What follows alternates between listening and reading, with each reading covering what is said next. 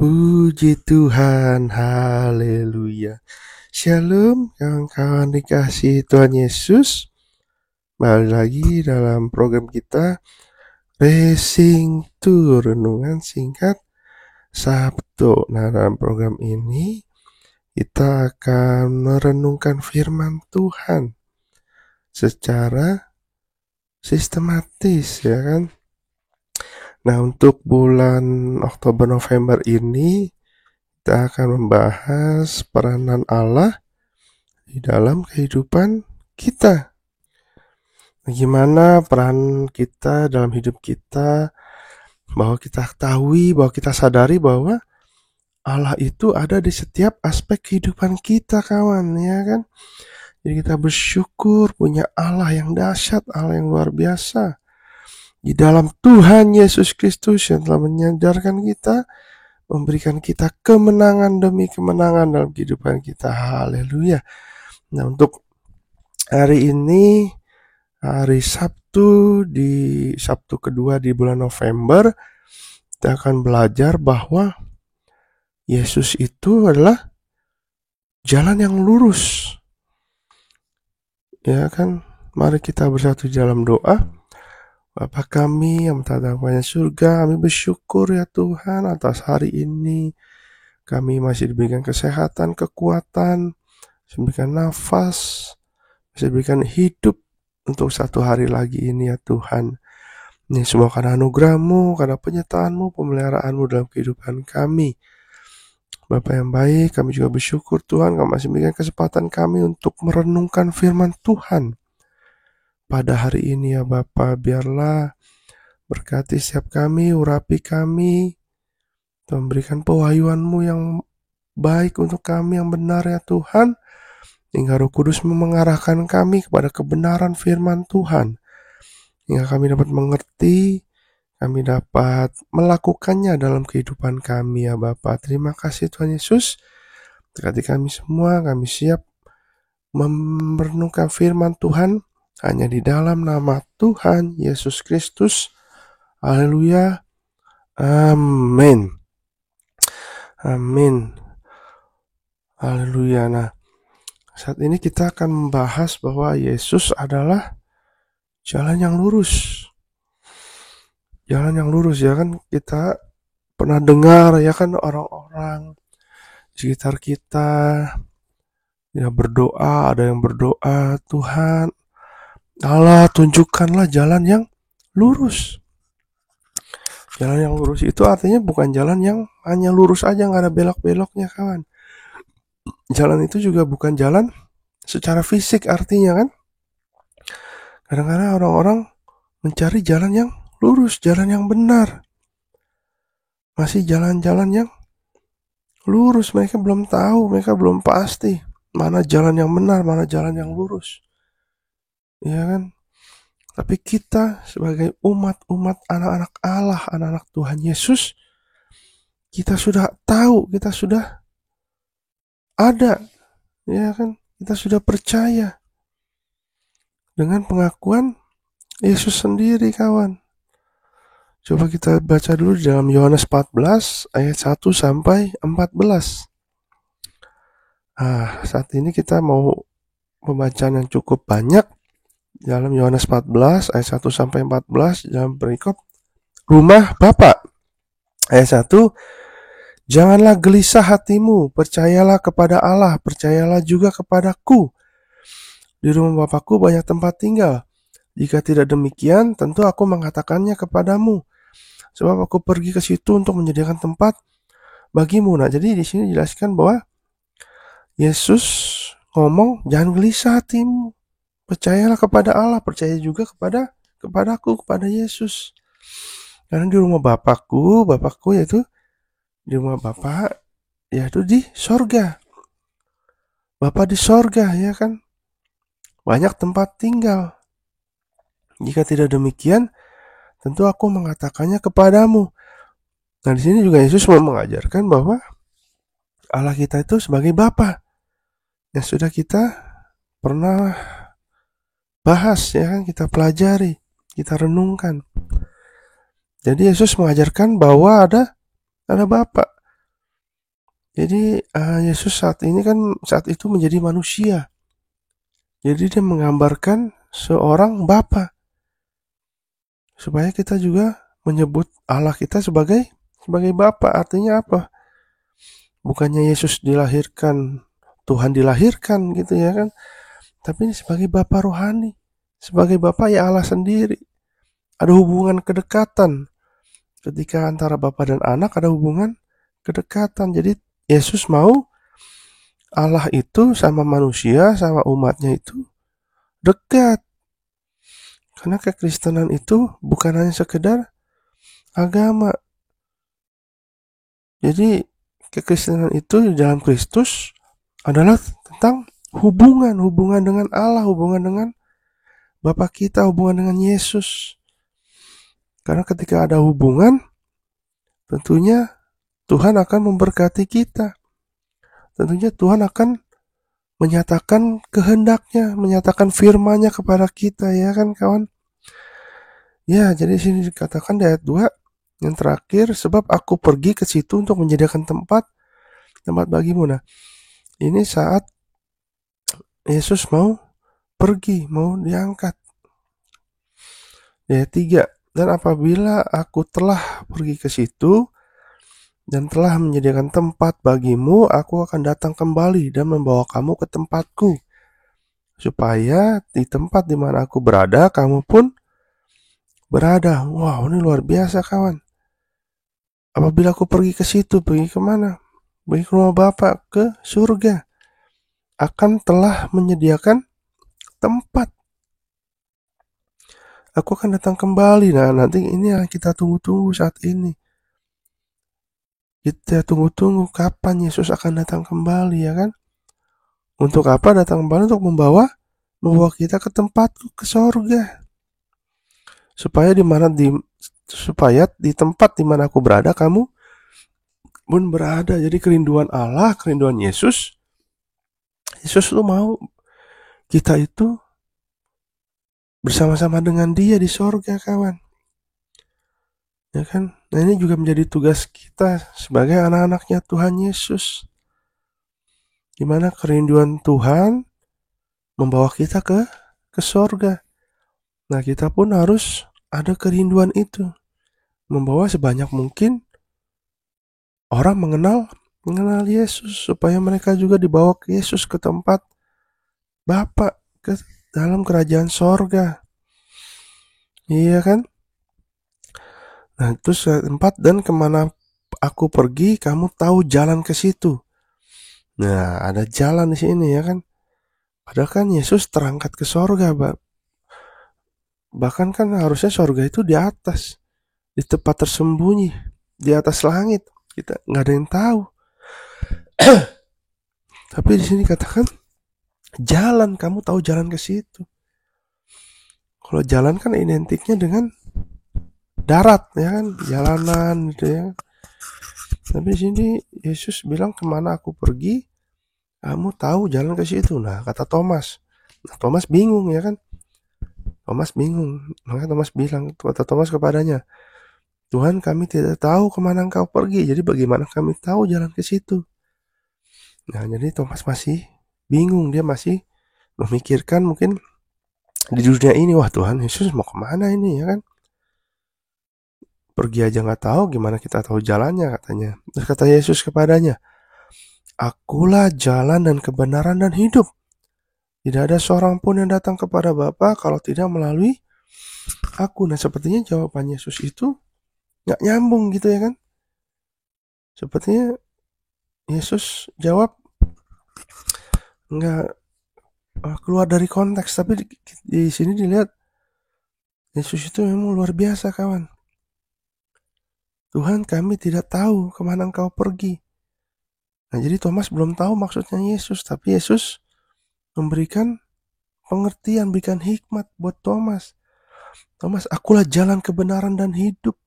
Akulah jalan dan kebenaran dan hidup. Wow, luar biasa, kawan. Jadi Yesus itulah jalan sendiri. Yesus itulah kebenaran, dan Yesus itu hidup. Jadi bukannya kita berjalan bersama Yesus, tapi Yesus itu jalannya sendiri. Kadang ada yang orang bilang kan, ya ini memang jalannya, emang jalan saya, hidup seperti ini ya kan.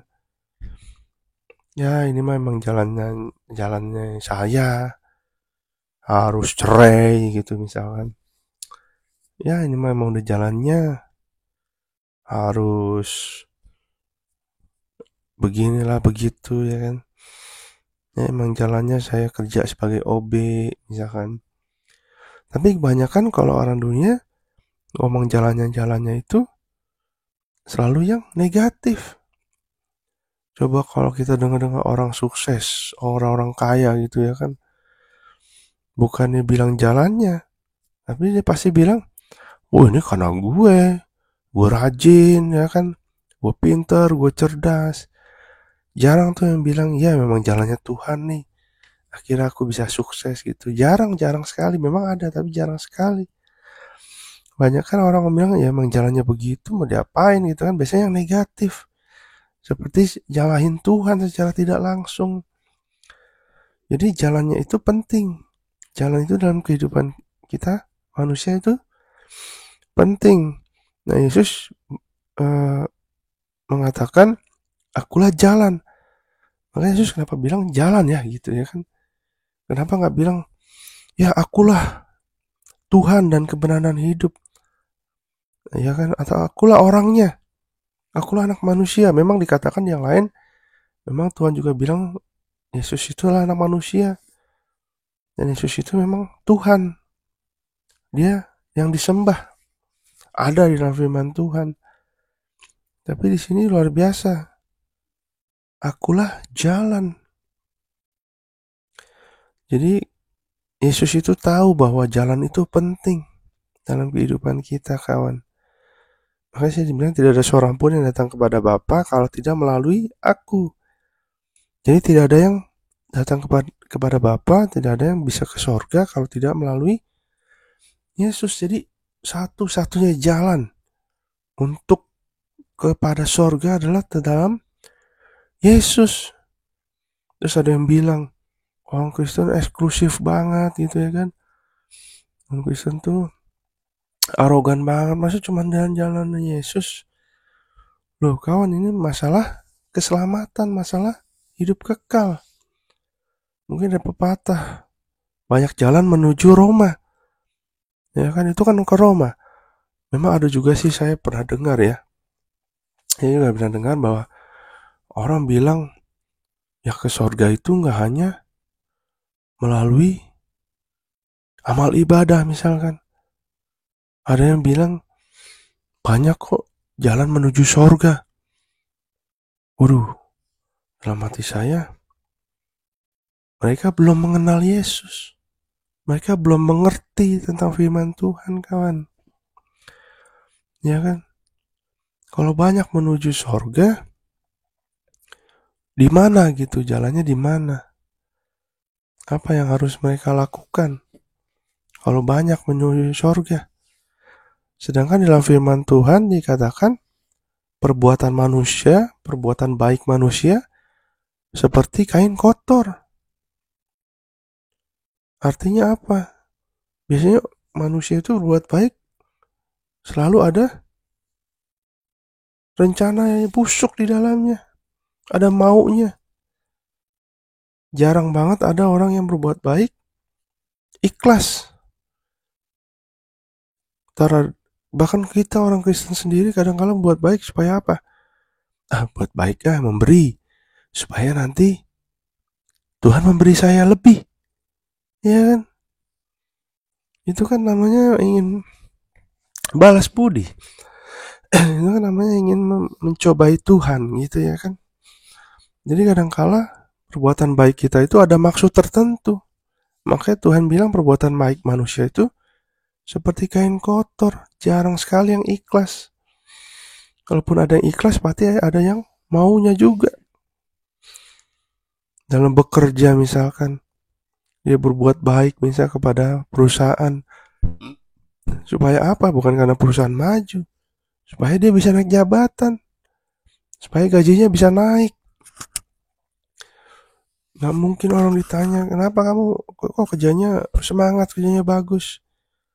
Iya, supaya perusahaannya maju katanya. Ntar embel-embelnya kan kalau perusahaan maju kan karyawannya ikut sejahtera. Nah, itu kan ada embel-embelnya.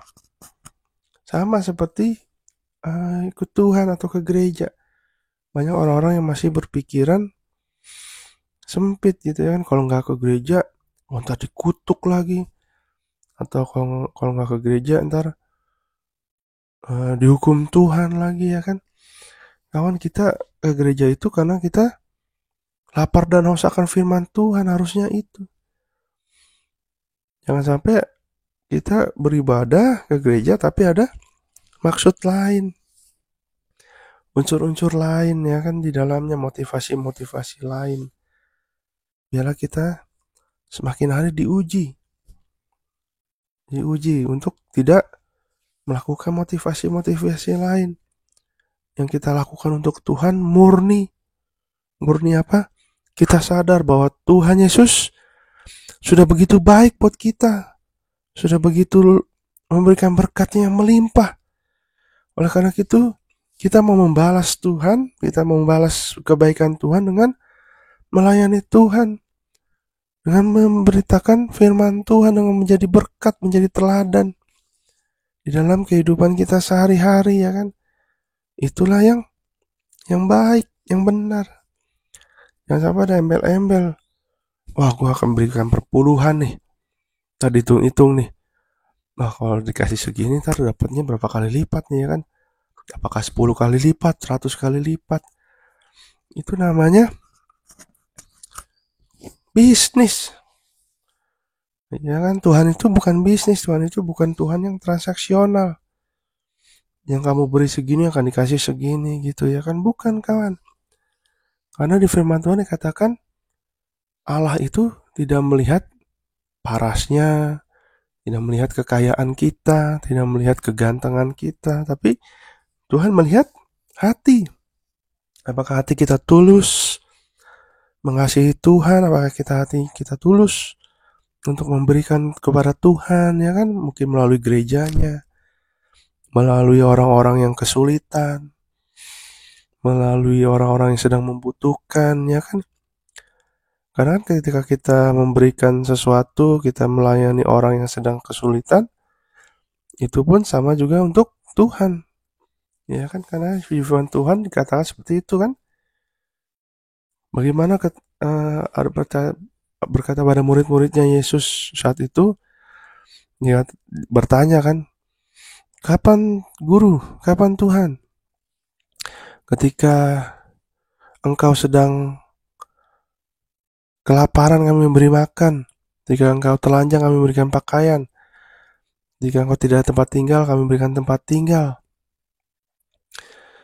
Kapan? Ketika kamu melakukan untuk orang-orang yang hina ini, orang-orang kesulitan, orang-orang yang sedang susah. Nah, jadi ketika kita menolong orang lain, itu juga kita sama berbuat seperti itu untuk Tuhan. Nah, jadi kita harus punya motivasi yang benar. Jadi seperti Thomas ini masih bingung karena dia masih mikir di dunia. Nah, kita lanjutkan. Ayat 7, sekiranya kamu mengenal aku, pasti kamu juga mengenal Bapakku. Sekarang ini kamu mengenal dia, dan kamu telah melihat dia. Ayat 8, kata Filipus kepadanya, Tuhan tunjukkanlah Bapa itu kepada kami. Itu sudah cukup bagi kami. Nah, Filipus juga masih belum paham. Masih bingung. Karena Yesus bilang, kamu mengenal aku, pasti juga kamu mengenal Bapakku. Sekarang ini kamu mengenal dia, dan kamu telah melihat dia. Jadi Yesus mau bilang bahwa, ya Bapa itu ya Yesus, Yesus itu ya Bapa. Karena apa? Karena Yesus itu adalah firman Allah yang menjadi manusia. Jadi memang mereka satu. Bapa di dalam aku di dalam Bapa. Ayat 9, kata Yesus kepadanya, telah sekian lama aku bersama-sama kamu, Filipus, namun engkau tidak mengenal aku juga. Barang siapa telah melihat aku, ia telah melihat Bapa. Bagaimana engkau berkata, tunjukkanlah Bapa itu kepada kami. Nah, lihat ya, Filipus dikatakan Yesus berkata pada Filipus, "Telah sekian lama aku sama-sama dengan kamu, Filipus. Loh, kamu tidak tahu juga," katanya. "Kamu tidak mengenal aku." Ayat 10, "Tidak percayakah engkau bahwa aku diam di dalam Bapa, bahwa aku di dalam Bapa dan Bapa di dalam aku? Apa yang aku katakan kepadamu, tidak aku katakan dari diriku sendiri, tetapi Bapa yang diam di dalam aku, dialah yang melakukan pekerjaannya." Kadang-kadang dalam hidup kita nggak paham. Kita sudah bersama-sama dengan Tuhan Yesus, ya kan? Kita udah lihat berkat-berkatnya, pertolongannya dalam hidup kita. Telah melihat mujizat-mujizatnya dalam hidup kita, kawan. Tapi kadang-kala kita masih bingung, masih belum mengenal Allah kita, belum mengenal Yesus secara benar. Padahal kita udah hidup bersama-sama dengan Yesus, kita udah percaya. Tapi seperti Filipus, ternyata dia tidak mengenal Yesus. Nah, jangan sampai kita seperti Filipus, kawan. Kita udah hidup menjadi orang Kristen bertahun-tahun, ya kan. Kita udah melihat pertolongan Tuhan yang luar biasa, penyertaan Tuhan yang luar biasa dalam hidup kita. Tapi ketika ada masalah kita merengek. Ketika ada masalah kita nyalahin Tuhan. Ketika masalah bilang, "Wah, Tuhan gak ada nih, Tuhan gak menolong saya.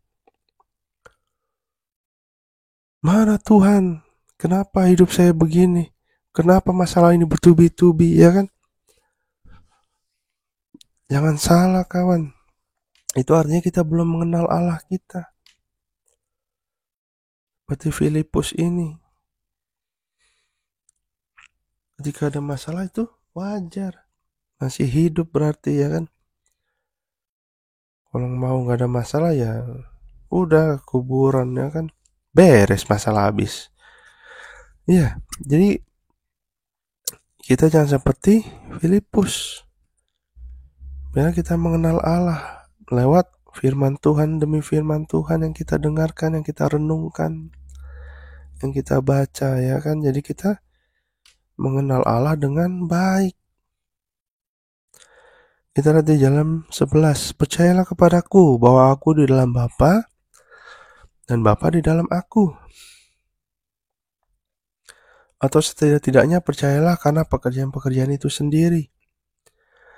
"Aku berkata kepadamu, sesungguhnya barang siapa percaya kepadaku, ia akan melakukan juga pekerjaan-pekerjaan yang aku lakukan. Bahkan pekerjaan-pekerjaan yang lebih besar daripada itu, sebab aku pergi kepada Bapa." Nah, jadi di sini Yesus sudah katakan kita sebagai anak Tuhan harus mengerjakan pekerjaan-pekerjaan yang Yesus lakukan juga, pelayanan-pelayanan. Ya kan? Amanat agung Tuhan Yesus itu harus kita lakukan. Bahkan di sini dibilang pekerjaan-pekerjaan yang lebih besar. Yang lebih besar daripada yang Yesus lakukan saat itu. Memang zaman sudah berubah. Zaman Yesus sama zaman sekarang sudah berubah. Dan pekerjaan-pekerjaan itu akan menjadi lebih besar. Ya kan? Karena tantangan hidup ini sudah semakin besar. Apalagi sudah di akhir zaman, zaman akhir. Kita lihat negara-negara berperang. Bangsa-bangsa berperang, kan? Itu sudah dibuatkan di Alkitab. Jadi kita harus sungguh-sungguh, kita harus semangat, kita harus percepat untuk pekerjaan-pekerjaan Tuhan. Ayat 13, "Dan apa juga yang kamu minta dalam namaku, aku akan melakukannya, supaya Bapa dimuliakan di dalam aku. Jika kamu meminta sesuatu kepadaku dalam namaku, aku akan melakukannya." Nah, jadi maksudnya di sini adalah apapun yang kamu minta dalam namaku, aku akan melakukannya. Tapi ingat, ini yang minta, kita harus minta sesuai dengan kehendak Bapa. Karena dikatakan supaya Bapa dipermuliakan. Kalau kita minta dalam doa untuk kepentingan sendiri, belum tentu dijawab. Kadang-kala ada yang protes, kan? Mana Tuhan, katanya dalam firman Tuhan, apa yang kamu minta dalam namaku, kamu akan melakukannya, Yesus akan melakukannya, Yesus akan mengabulkannya. Mana Tuhan? Aku minta mobil misalkan dari tahun kemarin, dari 2 tahun yang lalu, 3 tahun lalu, gak kasih-kasih ya Tuhan. Atau aku minta rumah, atau aku minta pekerjaan baru, kok gak dikasih-kasih Tuhan. Ini katanya, apa yang kamu minta dalam namaku, aku melakukannya. Nanti kamu mengingkari janji dong Tuhan. Bukan kawan, bukan itu. Jadi memang apa yang kita minta dalam nama Yesus, aku akan melakukannya, Yesus akan melakukannya. Tapi ada supayanya, supaya Bapa dipermuliakan. Kalau kita minta mobil hanya untuk gaya-gayaan kita sendiri, ya kan? Kadangkala ada orang yang minta mobil, minta rumah, minta apa gitu ya.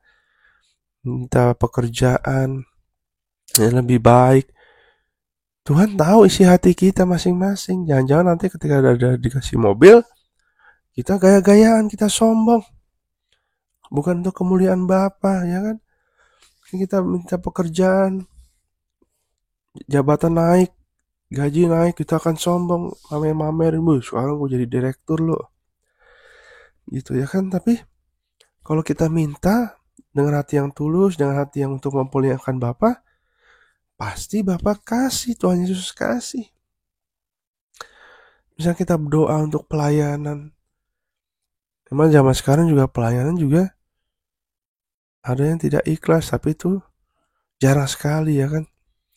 Tapi ketika kita ikhlas, kita tulus untuk melayani Tuhan, apapun yang kita minta pasti diberikan.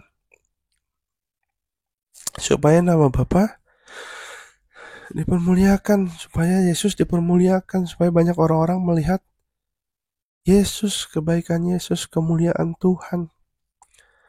Sehingga banyak jiwa-jiwa yang dimenangkan melalui permintaan kita, melalui pelayanan kita, kawan.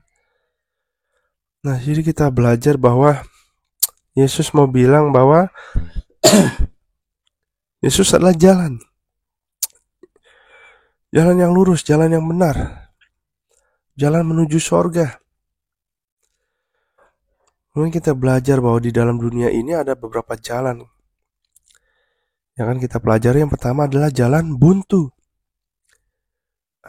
Dalam dunia ini kita ada jalan buntu kan. Saya pernah tuh, zaman dulu kan belum ada Google Map, ya kan, belum ada GPS. Jadi kita harus tanya-tanya orang nih. Nah, rencananya saya mau ke rumah teman. Belum tahu nih rumah temannya. Saya tanya-tanya. Ternyata masuk ke jalan buntu, kawan.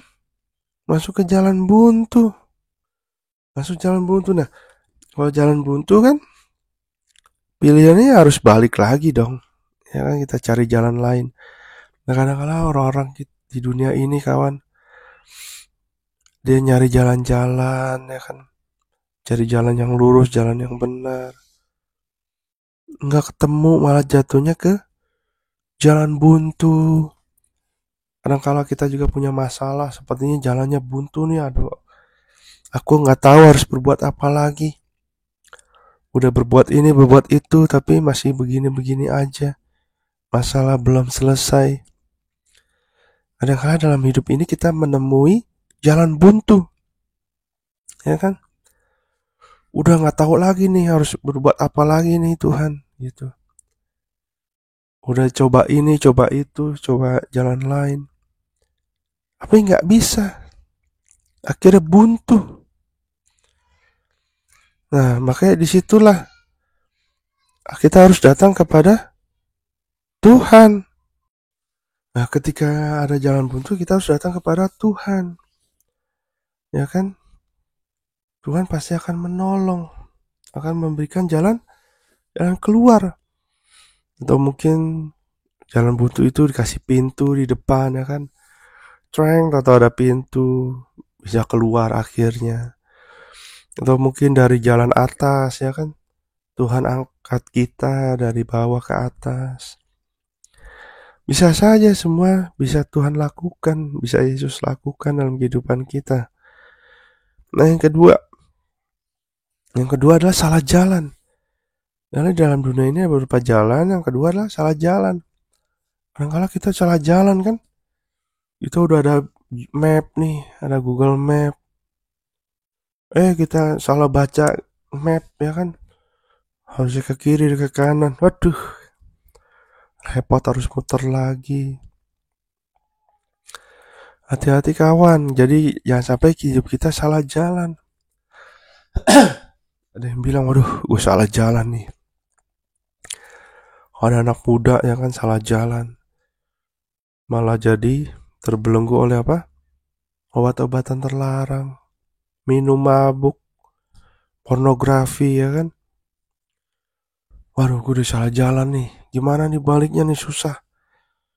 Kalau udah terikat dosa aja susah untuk balik lagi. Harus dijamah, harus ada niat dulu untuk berubah. Kemudian menyerahkan diri kepada Tuhan. Menyesal, minta ampun sama Tuhan, bertobat. Supaya Tuhan Yesus bisa mengubahkan hatinya, mengubahkan pikirannya, mengubahkan seluruh hidupnya. Dan melepaskan ikatan-ikatan dosa itu oleh darah Yesus. Ketika kita salah jalan, kita harus mutarnya jauh, kawan. Ketika dalam hidup kita salah jalan, harusnya ke jalan Tuhan, jalan yang lurus, kita menyimpang. Makanya arti dosa itu adalah menyimpang,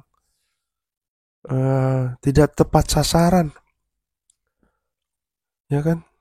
Itu arti dosa, menyimpang ke kanan ke kiri, tidak tepat sasaran, atau rasa sasaran ke Tuhan, dia menyimpang. Ketika kita menyimpang, kita sudah tahu salah jalan, kita menyimpang, harus buru-buru balik, harus buru-buru bertobat. Karena kalau udah kelamaan, udah kejauhan menyimpang, akan baliknya susah kawan, harus muter lagi. Butuh waktu lagi, butuh proses lagi. Butuh hati yang luar biasa, ya kan? Begitu luar biasa kawan. Ikatan dosa itu mengikat. Makanya ketika kita tahu salah jalan, kita harus cepat berbalik kepada Tuhan Yesus, bertobat. Yang ketiga itu jalan rusak. Ada jalan menanjak, ada jalan menurun. Ya kan, kita ingat di jalan raya, ketika kita mau pergi ya jalanannya rusak.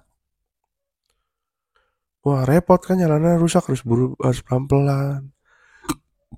Karena bisa merusak kendaraan kita. Ada menanjak. Gimana caranya kita harus menanjak ya kan? Kalau mobil pindahin ke gigi satu supaya kuat nanjaknya. Kalau menurun harus jaga rem ya kan? Dan dalam kehidupan gini sama kawan. Karena Tuhan Yesus tidak berjanji semuanya mulus. Tuhan Yesus tidak berjanji tidak ada hujan. Tuhan Yesus tidak berjanji semua baik-baik saja ketika ikut Yesus. Malahan sebaliknya. Ketika ikut Yesus harus memikul salib. Menyalibkan daging. Ya kan? Harus berjuang. Bahkan dikatakan harus menderita. Menderita karena Yesus. Karena pemberitaan Injil. Jadi dalam hidup ini tidak usah takut, tidak usah putus asa kawan ketika jalan rusak. Ketika kita melewati hal-hal yang tidak enak. Kadang-kala ada di atas yang menanjak itu, kadang-kadang kita turun hidup ini. Itu udah biasa. Kita harus tetap kuat dalam Tuhan. Karena itu udah biasa. Nah yang keempat itu adalah jalan tikus atau jalan pintas. Nah kadang-kala biar cepet lah lewat jalan tikus lah. Saya pernah tuh ya kan kawan, pakai GPS, pakai mobil nih lagi pakai mobil. Saya memang setting tidak tidak usah melewati tol gitu ya kan. Oke tuh GPS ngarahinnya ke jalan-jalan kecil, padahal saya naik mobil. Kalau naik motor ya masih oke ya kan. Ini naik mobil kawan. Memang sih situ lebih dekat tapi jalanannya kecil ribet. Atau kalau ada di depan ada motor ada mobil lain, jadi ribet. Malah jadi lebih lama. Karena harus pelan-pelan, harus lihat-lihat, harus ribet, udah nyampe ke tengah mau muter balik susah ya kan. Jadi itu jalan pintas, jalan tikus. Biasanya jalan tikus kan kecil, jalan potong gitu ya kan. Kadang-kala dalam hidup ini ada orang-orang yang ingin jalan pintas saja, jalan tikus, ya kan, untuk mencapai sesuatu keinginan kepentingannya sendiri. Kita lihat aja kalau motor-motor ya kan, harusnya putar balik di sana, misalkan di depan lagi. Biar jalan pintas, biar cepet, putar balik di sini saja. Itu kan berbahaya, iya kan? Yang namanya jalan pintas, jalan tikus, itu kadang-kala berbahaya buat diri sendiri, buat orang lain. Jadi jangan sampai kita pakai jalan pintas. Kadang-kala kita mau cepet kaya nih, jalan pintas sudah korupsi ya kan. Ambil duit perusahaan, diakal-akalin. Ingat kawan, setiap jalan pintas, setiap hal-hal yang aneh, pasti ketahuan. Pasti ketahuan. Karena apa? Orang juga bisa lihat ada kejanggalan-kejanggalan. Wah ini janggal, ini gak sesuai. Dari biasanya nih, dari peraturan. Pasti ketahuan deh. Pasti ketahuan orang jalan pintas. Ada yang ngambil jalan-jalan melanggar peraturan. Di perusahaan, di pemerintahan, dimanapun, di usaha. Pasti ketahuan gitu. Ada hal-hal aneh, ada hal yang janggal. Nah itu biasanya gampang diketahui. Karena terlihat dari luar. Karena peraturan itu dibuat untuk tertib.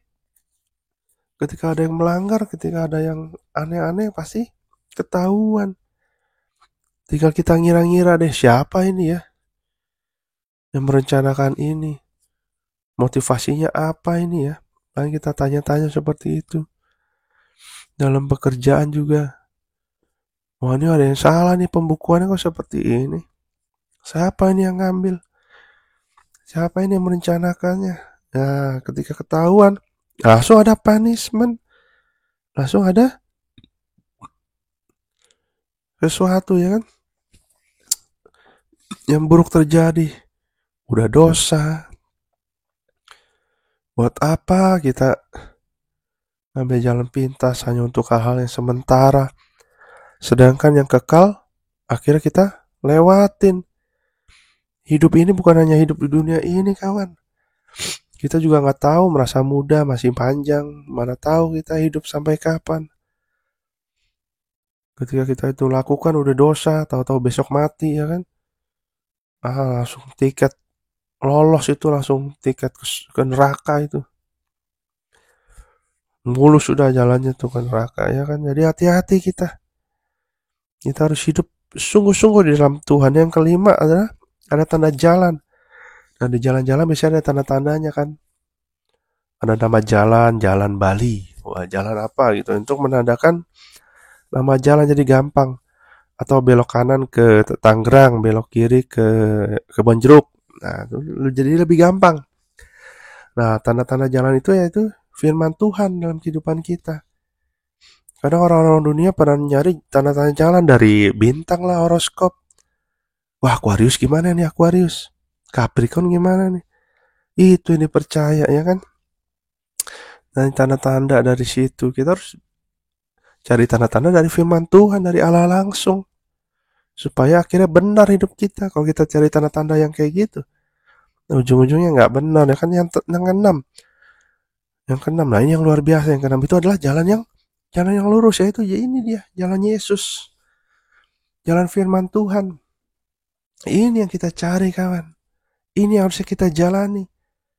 Jalan yang lurus itu bukan jalan yang lurus saja gitu. Oh asik lurus, bukan. Mungkin jalannya berkelok-kelok, tapi jalannya jalan benar. Misalkan saya nih ke kantor, ke Jakarta ya, ke Puri Indah. Saya jalannya sesuai dong. Sesuai ininya kan, jalurnya yang menuju ke sana. Bukan saya setting ke Tangerang. Yang nggak nyampe itu namanya jalan yang salah. Kalau jalan yang lurus, sesuai. Saya mau ke Purina lewat mana nih? Oh tinggal lewat sini, lewat sini, lewat sini. Walaupun ada belok-belok, tapi itu namanya jalan lurus. Jalan yang benar. Nah, ketika kita mau ke sorga, kita harus tahu jalannya. Itu jalan melalui Yesus. Yesus itu sendiri jalannya. Jadi kita ikutin Yesus, kita ikuti firman Tuhan. Menjadi serupa dengan Yesus. Nah, pasti kita jalannya lurus ke sorga nanti. Amin. Iya, kadang-kala orang dunia nyari jalan-jalan. Makanya di firman Tuhan dikatakan, dikira orang itu jalannya lurus, jalannya benar. Tapi ternyata ujung-ujungnya maut, ujungnya binasa. Dia kira jalannya udah benar nih, jalannya udah lurus. Tapi ujung-ujungnya maut, binasa karena dia tidak mengenal Yesus. Karena dia pikir inilah jalan yang benar. Ternyata jalannya salah. Nah, jadi itu ya, kawan-kawan, ada beberapa jalan di dunia ini. Jadi kita harus ambil yang keenam, jalan yang lurus itu. Jalan bersama Yesus. Nah, kita tahu bahwa Yesus itu adalah jalan yang lurus, jalan yang benar. Maka yang pertama, artinya berarti Yesus adalah pemilik sorga. Iya kan? Tadi kan firman Tuhan dikatakan, akulah jalanan kebenaran dan hidup, tidak ada seorang pun yang datang kepada Bapa kalau tidak melalui aku. Artinya apa? Dan Bapa di dalam aku di dalam Bapa. Artinya Yesus dan Bapa itu satu. Yaitu Tuhan, yaitu pemilik sorga. Ya kita kalau mau jalan ke sorga ya kita harus deketin yang pemiliknya dong. Ya kan ada orang dalam. Ketika dalam cari pekerjaan ada orang dalam kan lebih mudah ya kan. Ketika dalam mau ke Dufan nih, ada karyawan di situ orang dalam. Kita minjem ID card saya, pinjam dong ID cardnya biar dapat diskon. Nah, lebih gampang masuk ya kan. Bahkan bisa masuk gratis ke Ancol misalkan kalau kita punya karyawannya di dalam. Nah, orang dalam kita Yesus. Ketika orang dalam kita Yesus, kita pasti bisa masuk surga. Yang kedua, jalan yang lurus itu Yesus, maka Yesus yang bisa menentukan siapa saja yang bisa masuk ke dalam surga. Iya dong, jangan sampai kita protes. Tuhan, aku sudah baik kok. Aku sudah bernubuat demi namamu. Aku sudah mengusir setan, menyembuhkan orang sakit. Aku sudah bersuruh-suruh untuk namamu. Tapi kenapa? Kata Yesus pada akhir zaman nanti. Yesus bilang, aku tidak mengenal engkau. Menyalah. Pembuat kejahatan. Wow, itu sakit hati kawan. Karena Yesus yang berhak. Siapa saja yang bisa masuk dalam sorga. Dia melihat hatinya. Jadi dia bukan melihat pelayanannya, bukan melihat perkara-perkara besar yang dia buat. Tapi Yesus melihat hatinya. Jadi kita biarlah punya hati yang kerinduan. Hati yang sungguh-sungguh mengasihi Yesus. Ya kan, supaya kita bisa masuk sorga. Yang ketiga, artinya Yesus jalan yang lurus, jalan yang benar, artinya maka Yesuslah satu-satunya kebenaran. Maka Yesuslah satu-satunya jalan kebenaran. Ya kan, tidak ada nama lain. Coba kita pelajari, kita cari di agama-agama lain, di kepercayaan-kepercayaan lain kawan. Tidak ada yang berkata nabinya kayak atau apanya gitu ya kan. Yang berkata bahwa akulah jalan kebenaran dan hidup. Gak ada, hanya Yesus yang berani mendeklarasikan karena dia memang Tuhan. Karena dia firman Allah yang turun ke dunia ini. Ingat kawan, Yesus itu Tuhan. Kadang-kala ada yang bilang Yesus itu hanya utusan. Memang dia diberi kuasa. Ingat kawan, bukannya Yesus yang diberi kuasa. Yesus itu memang Tuhan. Dia yang punya kuasa kok. Kita inilah yang diberi kuasa oleh Tuhan. Jadi jangan salah. Kadang-kala ada yang bilang Yesus hanya utusan.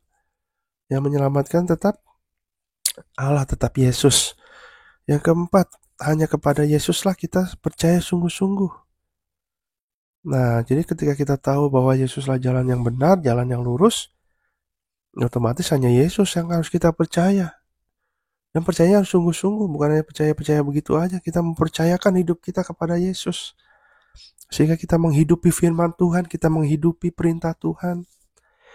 Kita menghidupi tuntunan Roh Kudus, menghidupi panggilan kita, menghidupi pilihan Tuhan atas hidup kita, kawan. Ya kan, mari kita sungguh-sungguh sehingga Yesus ada di dalam hidup kita. Yang kelima, Yesus ada jalan yang lurus, jalan kebenaran. Maka kita harus taat dan setia kepada Yesus sampai akhir, sampai mati, sampai Yesus datang kedua kalinya. Mari kita taat, mari kita setia. Jangan sampai kita menyimpang ke kanan ke kiri. Jangan sampai kita hidup dalam dosa lagi, ya kan. Kita harus sungguh-sungguh taat dan setia. Nah, yang terakhir kita juga harus memberitahukan dan mengajak orang lain yang belum mengenal Allah, yang belum tahu, yang belum mengenal Yesus. Itulah amanat agung yang Yesus berikan buat kita, untuk menjadikan semua bangsa muridku, dan baptislah mereka dalam nama Bapa, Anak, dan Roh Kudus. Ya, jadi kita sudah belajar, kawan, bahwa Yesuslah jalan satu-satunya, jalan kebenaran dan hidup. Yalah, kita tetap kuat, kita tetap sungguh-sungguh di dalam Tuhan, taat dan setia sampai akhir, dan tentunya kita akan juga harus memberitakan kepada orang-orang yang belum mengenalnya, supaya makin banyak lagi orang-orang yang datang, yang diselamatkan oleh Tuhan Yesus. Haleluya. Mari kita bersatu dalam doa. Bapa yang baik, terima kasih Tuhan, kami sudah belajar hari ini tentang firman-Mu. Engkaulah Yesus, jalan dan kebenaran dan hidup. Tidak ada seorang pun yang datang kepada Bapa kalau tidak melalui Engkau. Kami bersyukur Tuhan, kami telah dipilih, kami telah dipanggil oleh Kristus Yesus, sehingga kami percaya, sehingga kami memiliki jalan itu, yaitu memiliki Yesus dalam kehidupan kami. Biarlah kami tetap pegang, dan kami tetap berprinsip sekali Yesus selamanya Yesus. Kami tidak mau meninggalkan Engkau Tuhan, kami tidak mau murtad, kami tidak mau mengejek-ngejek, kami tidak mau meninggalkan Yesus hanya demi jabatan, hanya demi keuntungan sendiri, hanya demi kenikmatan dunia Tuhan. Karena penderitaan zaman sekarang ini tidak sebanding dengan kemuliaan yang akan Kau nyatakan dalam kehidupan kami, ya Bapa. Biarlah kami sadar bahwa kemuliaan-Mu lebih besar dari masalah yang ada di dunia ini, ya Tuhan, sehingga kami tetap semangat, sehingga kami tetap sungguh-sungguh taat dan setia kepada-Mu, ya Bapa. Berkati setiap kami, ya Tuhan. Pergumulan-pergumulan hidup kami, jika ada di antara kami yang sedang mengalami jalan buntu, tidak tahu apa yang harus diperbuat lagi. Mungkin ada yang salah jalan, Tuhan. Mungkin ada yang tidak tahu harus kemana jalannya. Mungkin tidak ada yang tidak mengerti apa rencana-Mu dalam kehidupannya. Atau mungkin ada di antara kami yang melewati jalan pintas, jalan yang tidak benar, yang tidak baik, Tuhan. Kami mau berubah, kami mau bertobat, ya Bapa. Yang memiliki jalan buntu, Kau berikan jalan keluar. Yang salah jalan, biar Kau kembalikan kami ke jalan yang lurus, ke jalan yang benar. Jika ada jalan-jalan yang kami jalan pintas, kami minta ampun padamu, kami mau bertobat, mau balik lagi kepada jalan yang benar. Jika kami tidak ada yang tidak mengerti jalan apa yang harus kami ambil, Tuhan berikan hikmat buat kami, ya Bapa, sehingga kami dapat memutuskan jalan mana yang harus kami ambil, yang sesuai dengan kehendak-Mu, sesuai dengan firman-Mu, ya Bapa. Tuntun kami Yesus, tuntun kami, ya Bapa, melalui firman-Mu, melalui kehidupan kami, melalui tuntunan Roh Kudus-Mu, ya Bapa, sehingga kami tetap berada di jalan yang lurus, di jalan kebenaran, di jalan yang menuju hidup, yaitu Yesus Kristus. Terima kasih, ya Bapa. Kami hanya berserah kepada-Mu, kami hanya menyerahkan hidup kami hanya kepada-Mu, Tuhan. Dan ajar kami untuk selalu dapat memberitakan Injil, memberitahukan jalan yang lurus, jalan yang kebenaran itu, yaitu Yesus. Sehingga makin banyak lagi jiwa-jiwa dimenangkan bagi kemuliaan bagi nama-Mu, ya Bapa. Haleluya. Terima kasih Tuhan. Berkati kami semua, ya Bapa, supaya kami semakin kuat, semakin sungguh-sungguh, semakin dekat kepada-Mu, sehingga rencana-Mu dalam kehidupan kami masing-masing dapat terlaksana, dapat berjalan dengan baik. Karena kami semua adalah tubuh Kristus, saling melengkapi, dan hanya untuk memuliakan nama-Mu saja ya Bapa. Terima kasih ya Bapa. Berkati hari ini, berkati hidup kami selanjutnya. Biar Engkau yang menuntun kami, mengarahkan kami, dan memberikan yang terbaik untuk hidup kami. Yang sakit Engkau sembuhkan ya Bapa. Yang berbeban berat Engkau berikan kelegaan. Yang sedang berduka Engkau berikan sukacita yang luar biasa dari Tuhan. Dan semuanya hanya untuk memuliakan nama-Mu saja ya Bapa. Hanya di dalam nama Tuhan Yesus Kristus. Haleluya. Amin. Amin. Terima kasih kawan-kawan yang sudah mendengarkan, merenungkan firman Tuhan pada hari ini. Biarlah kita tetap kuat. Biarlah kita itu menelusuri jalan yang lurus. Sehingga kita mendapat menemukan jalan yang benar di dalam kehidupan kita. Haleluya. Terima kasih. Tuhan Yesus memberkati kita semua. Sampai jumpa lagi di program berikutnya. Bye.